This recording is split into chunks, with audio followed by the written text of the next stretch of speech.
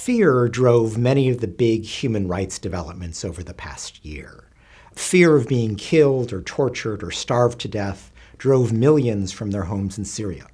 Fear of what that massive influx of asylum seekers would mean for their societies led many in Europe to raise the gates. Fear of terrorism led governments to compromise rights and to scapegoat the refugees and indeed to fuel a rise in Islamophobia that has been unprecedented in recent years.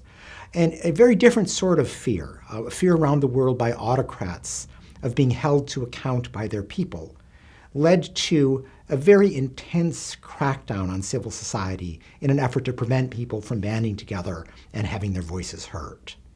Now, in difficult times like today, there's a real tendency to say, well, what are we going to do? Human rights are just too inconvenient. We've got to sacrifice them for other purposes. But in fact, human rights provide a pretty good guidepost to how to deal with these tumultuous times. If you look at it, stopping the atrocities in Syria is the best way to stop the flow of refugees. Respecting the rights of the refugees, indeed providing them safe and legal passage so they don't have to risk their lives at sea, is good not only for the refugees, but also for European safety, because it makes it harder for the terrorists to slip into an otherwise chaotic flow.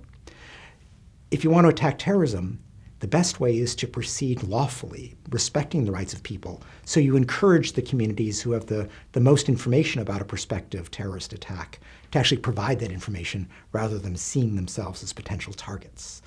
And while the West is sometimes reluctant to stand up against the nationalist rhetoric of autocrats who say that it's a Western imposition to defend civil society in their countries, in fact, that defense is essential if you want government to serve the people of those countries rather than the bank accounts of those leaders and their cronies.